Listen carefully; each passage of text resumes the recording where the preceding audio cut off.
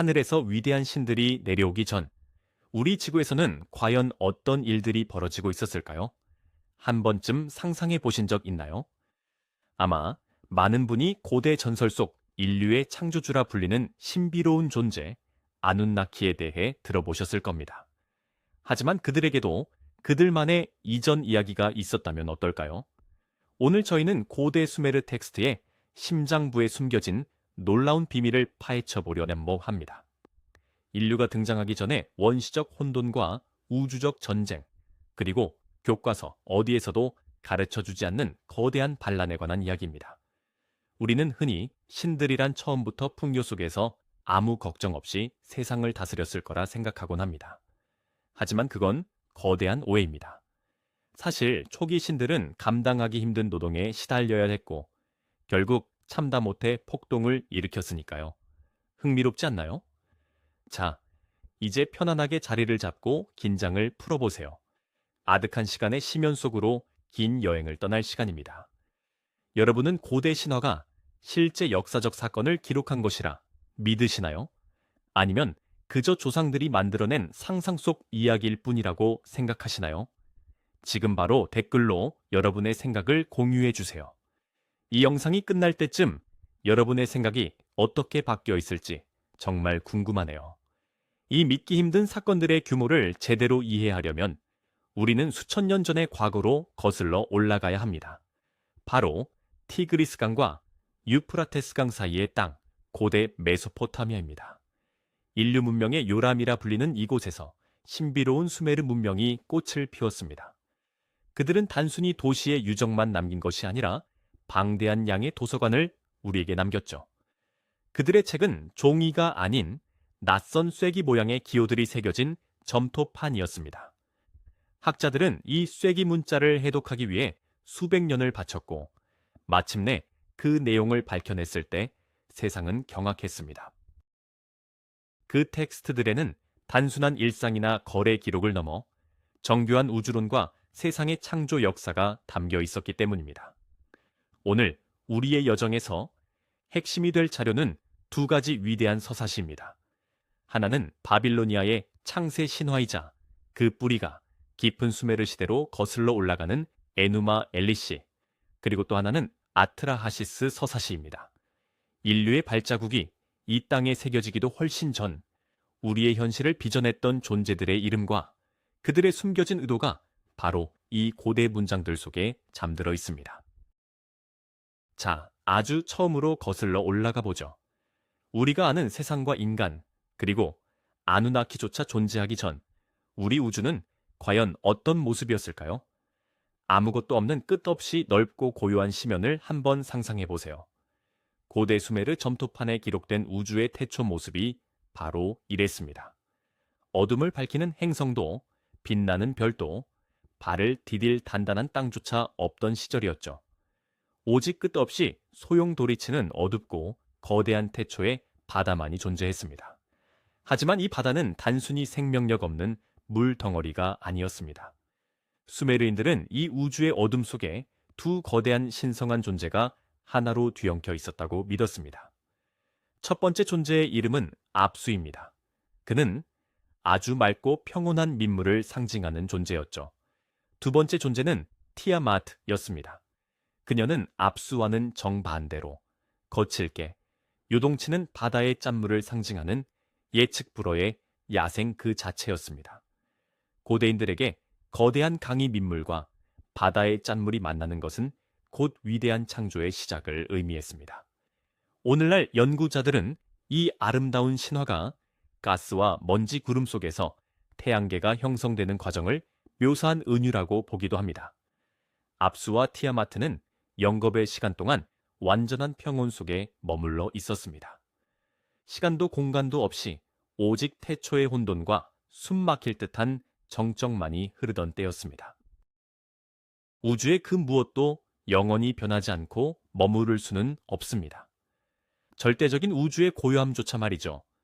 담수와 해수가 끝없이 뒤섞이는 그 심연 속에서 전혀 새로운 생명의 기운이 움트기 시작했습니다. 고요한 아프스와 거친 티아마트의 결합으로 첫 세대의 젊은 신들이 세상에 태어난 것입니다. 수메르의 기록들은 이 과정을 매우 서정적으로 묘사합니다. 가장 먼저 등장한 신은 라흐무와 라하무였습니다. 이들의 이름은 흔히 진흙 혹은 진흙 탕물로 번역되곤 하는데 이는 매우 상징적인 의미를 담고 있습니다. 강물이 바다로 실어 나른 진흙이 쌓여 점차 단단한 육지가 만들어지는 과정을 보여주기 때문이죠. 뒤이어 더 강력한 신들이 등장했습니다. 광활한 하늘 그 자체인 안샤르와 지평선이자 대지를 상징하는 키샤르가 그들입니다. 세대를 거듭하며 신들의 가족은 점점 늘어났습니다. 마침내 하늘의 주권자인 위대한 신 아누가 태어났고 그의 아들이자 지혜와 담수의 신으로 잘 알려진 이아, 즉 엔키가 등장했습니다. 우주는 순식간에 역동적인 에너지와 움직임으로 가득 찼습니다. 하지만 태초의 존재들에게 이 활기는 안타깝게도 참기 힘든 소음에 불과했습니다. 여기서 우리는 흔한 오해 하나를 바로잡을 수 있습니다. 많은 이들이 고대 신들의 삶이 늘 평화롭고 조화로웠을 거라 생각하지만 기록은 전혀 다른 이야기를 들려줍니다. 젊은 신들은 믿기지 않을 정도로 시끄럽고 활동적이며 소란스러운 존재들이었습니다. 그들은 한시도 가만히 있지 않고 움직이며 한때 고요했던 허공을 참을 수 없는 소동으로 가득 채워버렸습니다. 이 끊임없는 소음은 이제 전 지구적인 재앙이 되었습니다. 태초의 신 압수는 영겁의 시간 동안 이어져 온 완벽하고도 고요한 침묵에 익숙해져 있었습니다. 하지만 수많은 자손과 후손들이 만들어내는 소란은 그를 서서히 한계로 몰아넣었습니다. 깊은 물속에서도 그는 더 이상 평온한 휴식을 취할 수 없게 되었습니다. 결국 압수는 아내 티아마트를 찾아가 젊은 신들의 무례한 행동에 대해 울분을 터뜨렸습니다. 그는 낮에는 잠을 이룰 수 없고 밤에도 도무지 쉴 수가 없다며 자식들의 행동이 얼마나 끔찍한지 토로했습니다. 그러고는 침묵과 평화를 되찾기 위한 극단적이고 잔혹한 해결책을 내놓았습니다. 바로 자신의 후손들을 모조리 없애버려 우주의 원시적인 정적을 복원하겠다는 것이었습니다. 이 이야기는 고대 신화가 강력한 신들에게 짜증, 피로, 분노, 그리고 이기심 같은 지극히 인간적인 감정을 투영했다는 사실을 잘 보여줍니다. 이 소름 끼치는 계획을 들은 티아마트는 걷잡을 수 없는 분노에 휩싸였습니다. 비록 태초의 혼돈을 상징하는 존재였지만 자식을 사랑하는 어머니의 마음은 다르지 않았습니다. 그녀는 우리가 낳은 생명을 우리 손으로 파괴할 수는 없다며 압수에게 소리 높여 저항했습니다. 하지만 압수의 결심은 확고했습니다. 그는 충직한 조언자 문무와 손을 잡고 젊은 세대를 몰살하기 위한 은밀하고도 거대한 음모를 꾸미기 시작했습니다. 하지만 젊은 신들은 결코 어리석지 않았습니다. 그들의 허를 찌르는 것은 생각보다 훨씬 어려운 일이었죠. 그들 중 가장 영리하고 통찰력이 뛰어났으며 멀리 내다볼 줄 알았던 이는 바로 우리가 엔키라는 이름으로도 잘 알고 있는 신 에아였습니다. 에아는 신비로운 예지력을 지녔을 뿐 아니라 우주에 숨겨진 비밀을 모두 꿰뚫고 있었습니다. 에아는 증조 할아버지인 아프수의 음흉한 음모를 빠르게 간파했습니다. 더 이상 고민하거나 협상할 시간이 없다는 것을 깨달은 그는 선수를 치기로 결심했습니다. 그는 강력한 태초의 존재를 상대로 무모하고 피 튀기는 정면 대결을 벌이지 않았습니다.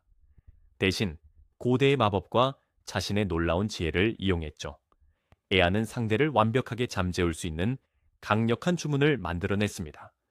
그는 아프수의 심연 위에서 조용히 그 주문을 읊조렸고 태초의 신 아프수는 그 즉시 깊고 기이한 영원히 깨어날 수 없는 잠에 빠져들었습니다. 이것은 사실상 우주 역사상 최초의 선제적인 마법 공격이었습니다. 아프수가 모든 힘을 잃고 잠든 사이 에아는 그를 냉혹하게 처단하여 세상에 대한 지배권을 영원히 빼앗아 버렸습니다. 또한 강요한 조언자였던 문무를 생포해 쇠사슬로 단단히 묶어버렸죠. 이 사건은 수메르 신화의 흐름을 바꾼 거대한 전환점이 되었습니다. 에아는 패배한 조상의 권능을 모두 차지했고 숨이 끊어진 아프수의 물 위에 찬란하게 빛나는 자신의 궁전을 세웠습니다. 구시대의 잔해 위에 세워진 바로 이 궁전에서 에아는 훗날 신들 중에 신이라 불리는 위대한 존재, 강인한 마르두크를 탄생시켰습니다. 태초의 어머니 티아마트는 남편 압수가 비참하게 살해당했다는 소식을 듣고 끝을 알 수 없는 깊은 슬픔에 잠겼습니다. 한동안 그녀는 거대한 충격에 빠져 아무것도 하지 못한 채 고독 속에서 침묵할 뿐이었습니다. 하지만 젊은 신들의 소동에 시달리던 다른 고대 신들은 가만히 있지 않았습니다. 그들은 티아마트를 향해 독서를 내뱉으며 몰아세웠습니다. 남편이 죽어갈 때 비겁하게 반감만 했다며 그녀의 자존심을 짓밟았습니다. 쉼없이 쏟아지는 비난과 상실의 고통은 결국 티아마트의 슬픔을 거대한 분노로 바꾸어 놓았습니다. 온 세상을 집어삼킬 듯한 맹목적이고 파괴적인 광기가 그녀를 지배하기 시작했습니다. 거친 소금물이 요동치며 새로운 질서에 반기를 들었습니다. 티아마트는 압수의 죽음을 복수하기 위해 젊은 신들을 모조리 멸망시키기로 결심했습니다. 그녀는 이 거대한 우주적 전쟁을 위해 이전에는 단 한 번도 본 적 없는 기괴하고 강력한 괴수 군단을 창조했습니다. 수메르의 점토파는 이 공포스러운 과정을 아주 상세하게 묘사하고 있습니다. 티아마트는 총 11종류의 괴물을 만들어냈습니다. 혈액 대신 치명적인 독이 흐르는 거대한 뿔 달린 뱀, 포악한 용, 소름 끼치는 전갈 인간, 폭풍의 마물, 그리고 자비 없는 사냥개들이 그 자리를 채웠습니다. 티아마트는 이 끔찍한 어둠의 군단을 이끌 사령관으로 신 킹구를 세웠습니다. 그녀는 킹구를 자신의 새 남편으로 삼고 만물에 대한 절대적인 권능을 상징하는 운명의 점토판을 그의 가슴에 하사했습니다. 이제 신들의 세계를 뒤흔들 잔혹한 복수가 시작되려 하고 있었습니다. 티아마트가 이끄는 파괴적인 괴물 군단이 다가오고 있다는 소식은 젊은 신들에게 형언할 수 없는 공포를 안겨주었습니다. 한때 압수를 손쉽게 제압했던 지혜의 신 에아조차 티아마트의 압도적인 원시적 힘과 괴물 군단을 목격하자 겁에 질려 물러나고 말았습니다. 위대한 하늘의 신 아누 역시 원초적인 바다의 거대한 분노를 막아낼 수는 없었죠. 신들은 멸망의 위기 앞에 완전히 고립되었습니다. 죽음의 공포가 그들의 불멸을 위협하는 가운데 신들은 절망적인 심정으로 위대한 의회를 소집했습니다. 바로 그때 찬란한 빛을 내뿜는 젊고 용맹한 신 마르둑이 전면에 등장했습니다. 그는 티아마트와 맞서 싸우겠노라 당당히 선언했지만 한 가지 단호하고도 파격적인 조건을 내걸었습니다. 만약 자신이 혼돈을 물리치고 모두의 목숨을 구한다면 자신을 전 우주의 유일한 최고 통치자로 인정하라는 것이었죠. 마르둑은 이제부터 자신의 말이 곧 절대적인 법이며 그 권위는 영원히 흔들리지 않아야 한다고 강조했습니다. 이것은 신들의 운명을 건 전무후무한 우주적 규모의 정치적 거래였습니다. 벼랑 끝에 몰린 신들에게는 다른 선택지가 없었습니다. 위대한 축제 현장에서 신들은 마르둑을 자신들의 왕으로 엄숙히 선포했습니다. 그들은 마르둑에게 왕홀과 왕좌, 그리고 다가올 결전을 위한 누구도 흉내낼 수 없는 신비로운 무기를 선사했습니다. 젊은 신 마르두크와 태초의 신 티아마트의 결전은 수메르 신화에서 가장 장엄하고도 파괴적인 사건이었습니다. 이것은 단순한 두 강자의 싸움을 넘어 질서와 체계가 태초에 억눌리지 않는 혼돈과 맞붙은 거대한 시대적 충돌이었습니다. 찬란한 갑옷을 입고 요동치는 티아마트 앞에선 마르두크는 무모하게 정면 승부를 서두르지 않았습니다. 그는 지략과 더불어 자연의 원소를 다스리는 자신의 무한한 권능을 사용하기로 했습니다. 맹렬한 분노로 이성을 잃은 티아마트는 자신에게 도전하는 이 젊은 신을 단숨에 집어삼키려 그 거대하고도 공포스러운 아가리를 벌렸습니다. 하지만 마르두크는 이미 이 모든 상황을 예견하고 있었습니다. 그는 벌어진 그녀의 목구멍 안으로 가공할 위력의 사나운 폭풍을 곧장 쏘아 보냈습니다. 휘몰아치는 바람이 엄청난 기세로 티아마트의 몸속을 파고들자 그녀는 입을 다물 힘조차 잃고 말았습니다. 몸집이 속절없이 부풀어 오른 티아마트는 움직이지도 스스로를 방어하지도 못하는 처지가 되었습니다. 이 결정적인 순간 마르두크는 활시위를 힘껏 당겨 치명적인 화살을 날렸습니다. 화살은 티아마트의 부푼 배를 깊숙이 뚫고 들어가 내장을 가르고 심장을 정확히 관통했습니다. 태초의 바다 그 자체였던 존재가 마침내 완전히 굴복한 것입니다. 무적이라 믿었던 우두머리의 비참한 최후를 본 11마리의 괴물 군단은 공포에 질려 사방으로 흩어졌으나 마르두크는 거대한 마법 그물을 펼쳐 그들 모두를 손쉽게 사로잡았습니다. 전쟁은 승리로 끝났습니다. 하지만 마르두크 앞에는 새로운 고민이 생겼죠. 우주의 허공을 떠도는 티아마트의 거대하고 생기 없는 시신을 어떻게 처리할 것인가 하는 문제였습니다. 마르두크는 그 사체를 심연 속에 그냥 썩게 내버려 둘 생각이 없었습니다.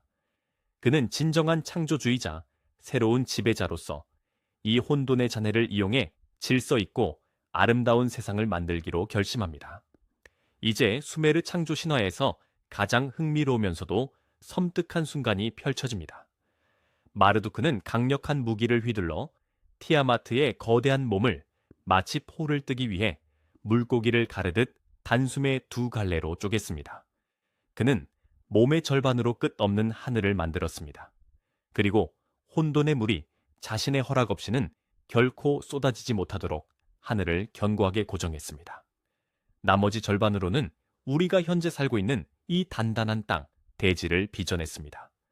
창조의 여정은 여기서 멈추지 않았습니다. 마르두크는 죽은 티아마트의 두 눈에서 거대한 물줄기가 뿜어져 나오게 했는데 이것이 훗날 인류 문명의 요람이 된 티그리스강과 유프라테스 강입니다. 또한 그녀의 가슴으로는 웅장하고 험준한 산맥들을 세웠습니다. 이는 고대인들이 자연의 풍경과 태초 신들의 신체가 물리적으로 직접 연결되어 있다고 믿었음을 보여주는 아주 놀라운 사례입니다. 이 거대한 작업을 모두 마친 마르두크는 마침내 밤하늘에 빛나는 별들을 수놓고 달의 주기를 정하며 세상의 질서를 완성했습니다. 새로운 행성이 탄생했습니다. 거대한 강줄기는 정해진 길을 따라 고요히 흐르고 밤하늘엔 눈부신 별들이 가득 수놓아졌죠. 하지만 완벽하게 설계된 이 세계에는 생명력이 없었습니다. 누군가의 끊임없는 손길이 필요했던 것입니다. 신들이 세운 이 질서를 유지하고 물기를 다듬으며 최고 신들을 위한 식량을 재배하고 그들의 위엄을 드러낼 찬란한 신전을 지을 존재가 필요했습니다. 바로 이때 오늘날에는 거의 잊힌 거대한 신들의 집단이 역사 전면에 등장합니다. 그들의 이름은 바로 이기기였습니다.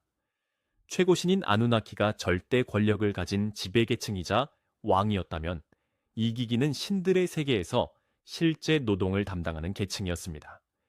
이들은 하급 신들로서 아누나키의 명령에 따라 갓 태어난 지구의 가장 험하고 고된 일을 도맡아야만 했습니다.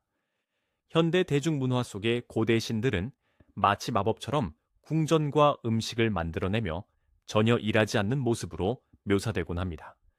하지만 수메르의 쐐기 문자 기록, 특히 그 유명한 아트라시스 서사시는 이러한 환상을 완전히 깨뜨립니다. 고대 기록은 아주 명확하게 증언하고 있습니다. 신들이 인간과 같았을 때 그들은 가혹한 노역을 견디며 무거운 흙바구니를 날라야 했다라고 말이죠.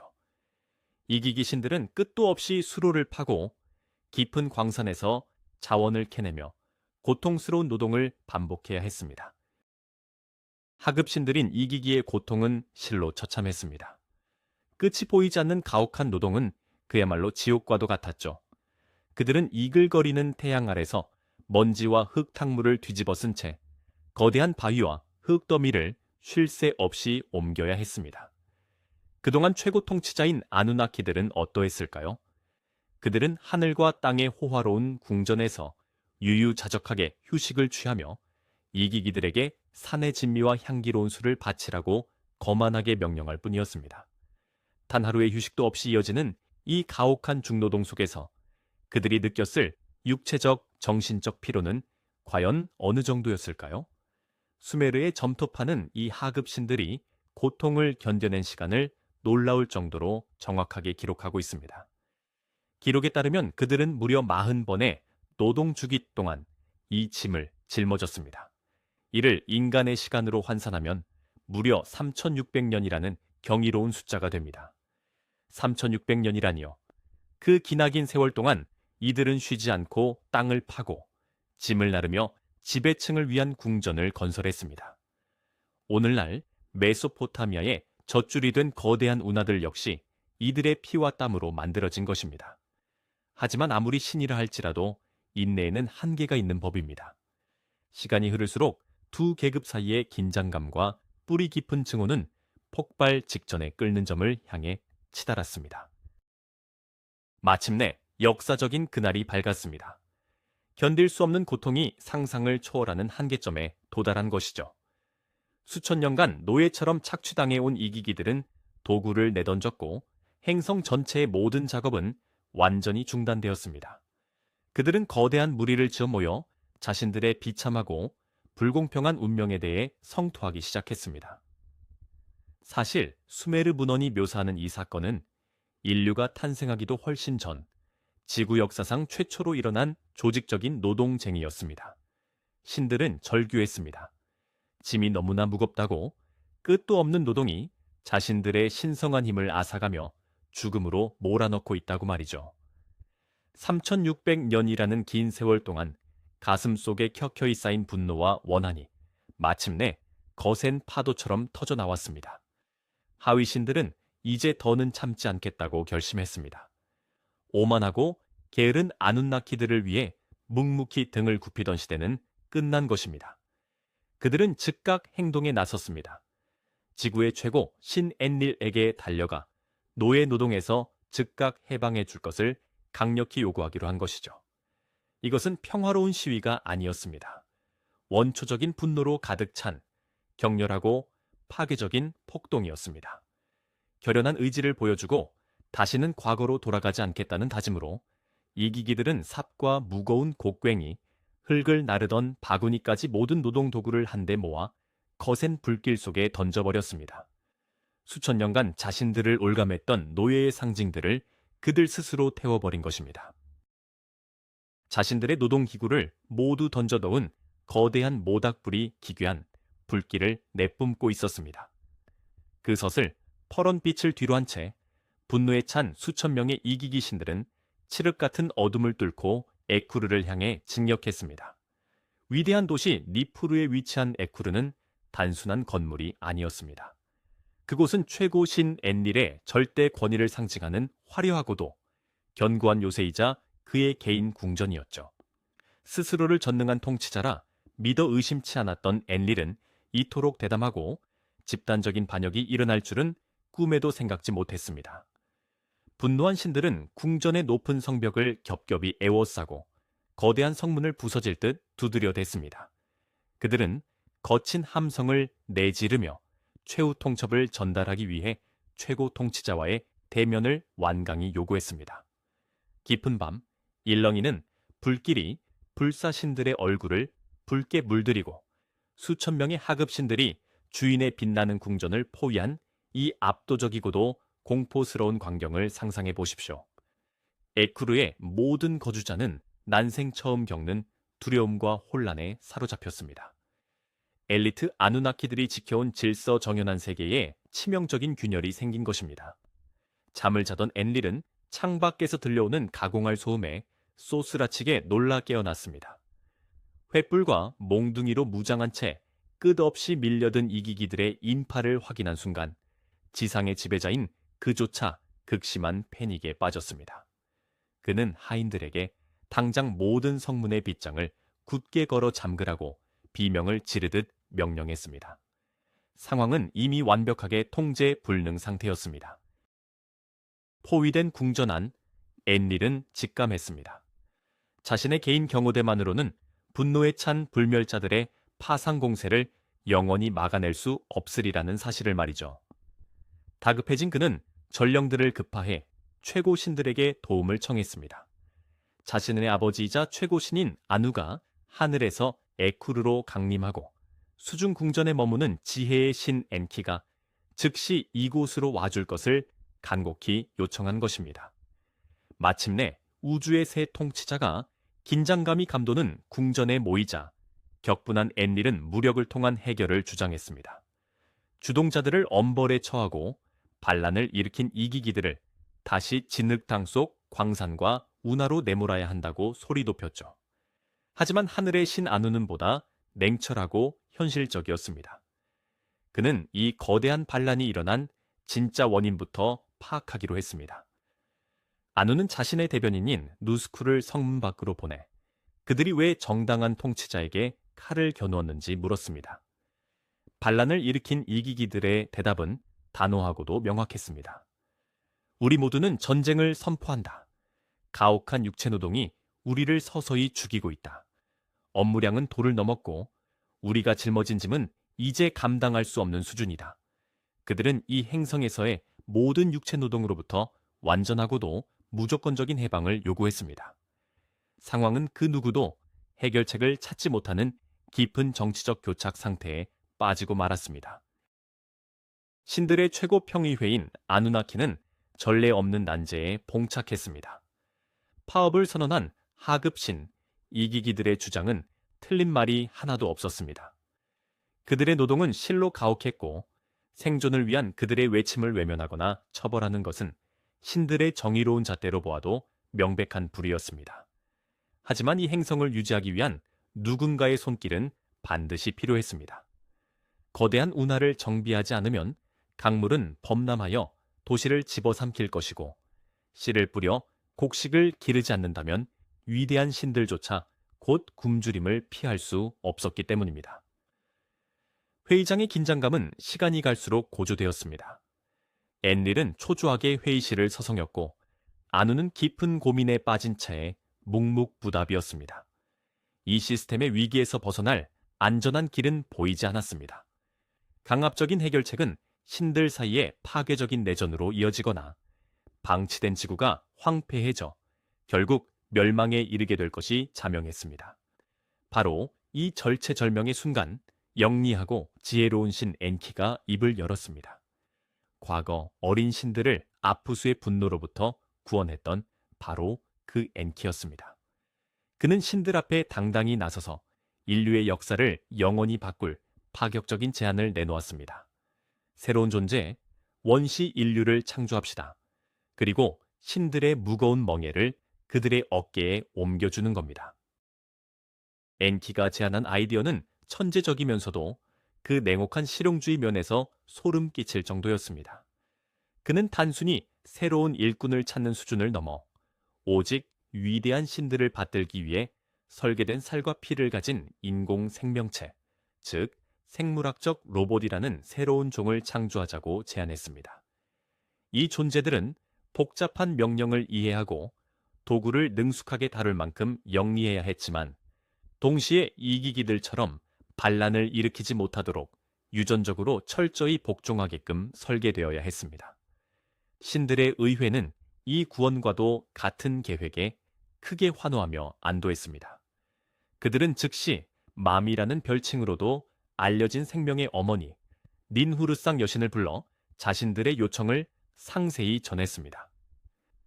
생명 창조의 대가였던 맘이었지만 그녀 역시 이런 기적은 혼자서 이룰 수 없다고 단언했습니다. 엔키의 직접적인 도움과 더불어 아주 특별하고 신비로운 재료가 반드시 필요했기 때문입니다. 이것은 단순히 진흙으로 인간을 빚었다는 흔한 신화 이야기가 아닙니다. 수메르인이 기록한 인간 창조의 비법은 훨씬 더 정교하고 고도의 기술이 집약된 어쩌면 더 섬뜩한 내용을 담고 있습니다. 엔키는 의회에 단순히 지능만으로는 부족하다고 설명했습니다. 새로운 피조물에게 진정한 지능의 불꽃과 고된 노동을 견딜 수 있는 강인함을 부여하기 위해서는 지상의 진흙에 신의 본질을 영원히 섞어야만 했습니다.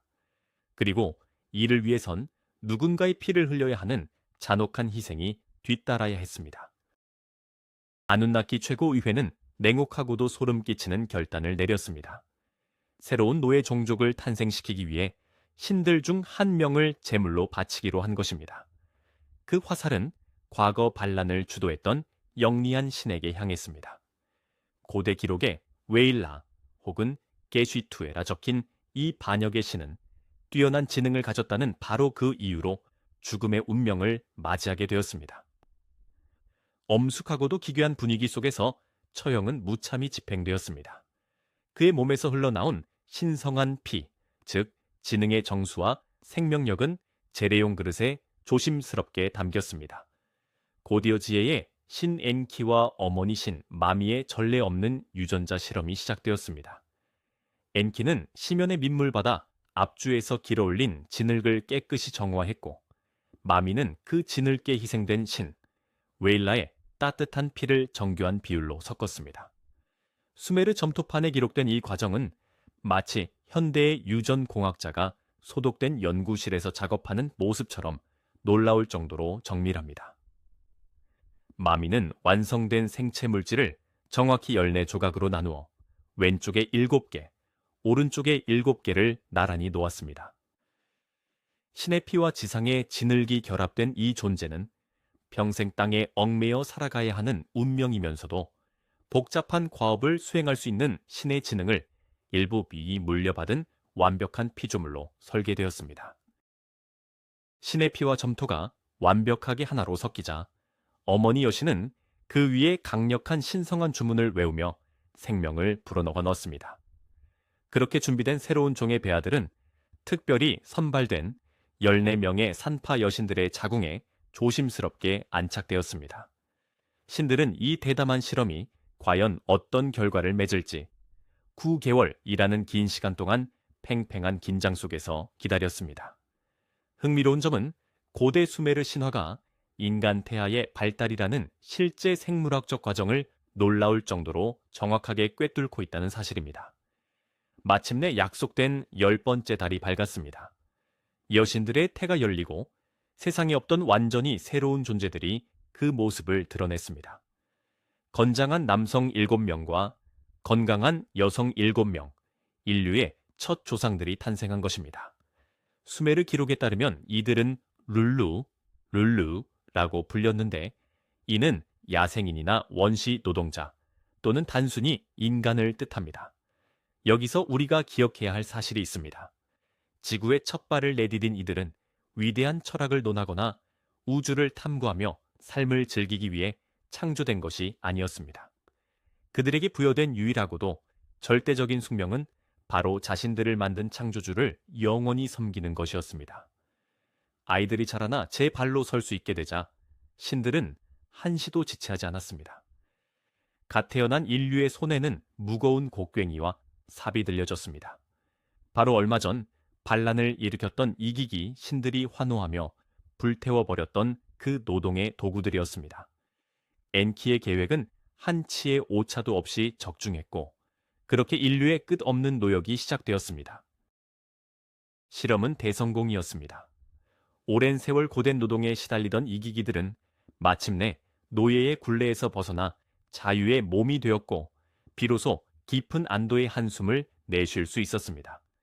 위대한 아누나키들 또한 만족스러운 마음으로 자신들의 찬란하고 안락한 궁전으로 돌아갔습니다.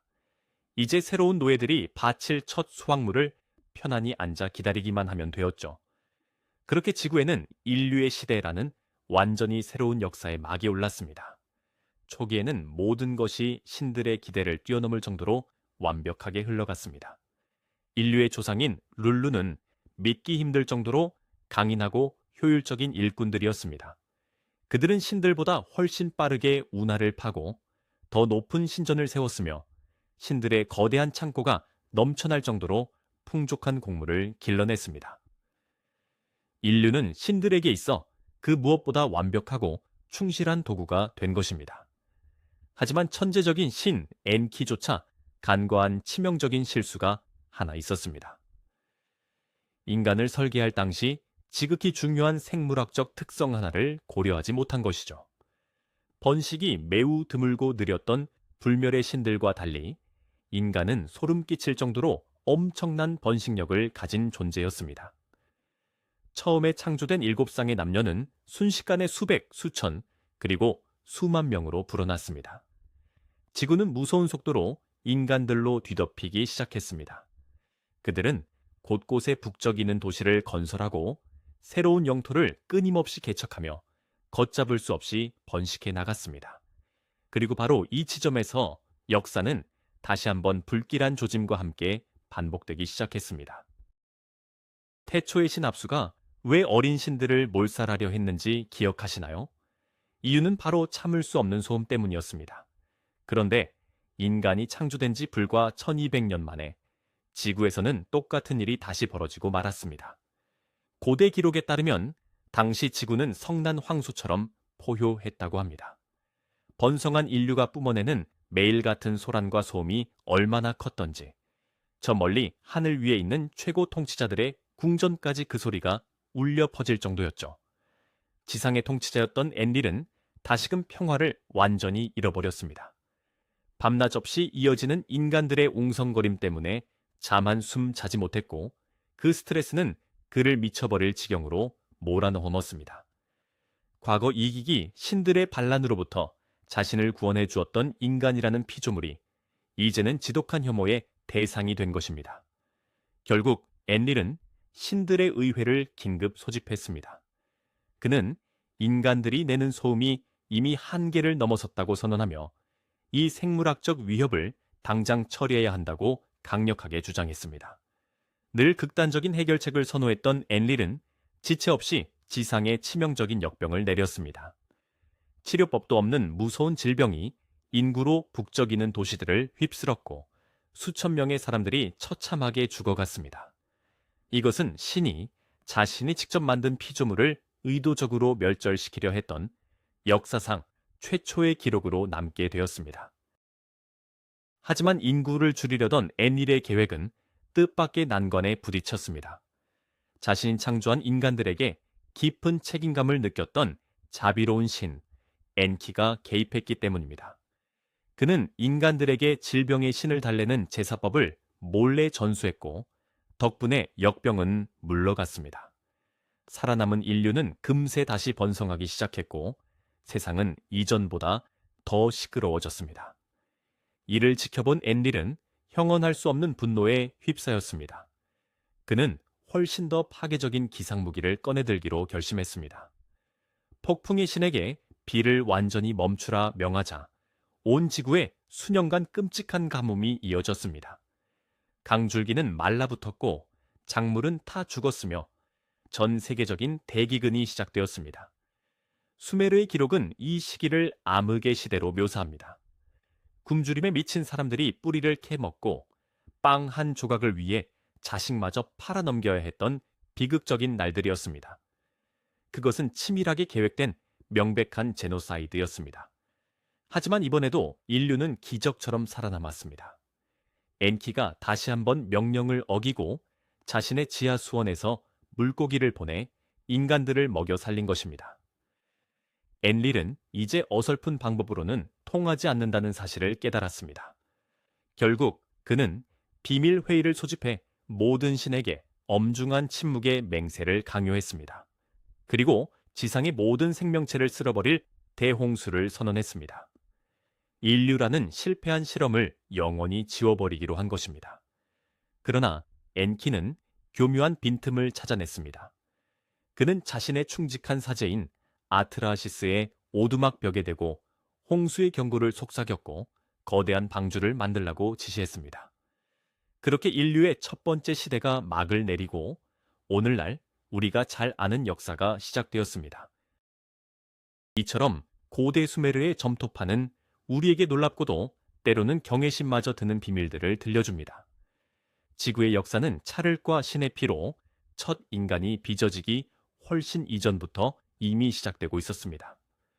우리는 우주가 그저 끝없는 혼돈의 바다였던 시절, 그리고 위대한 마르두크가 괴물 티아마트를 쓰러뜨리고 그 몸으로 대지를 창조했던 머나먼 과거로 여행을 다녀왔습니다.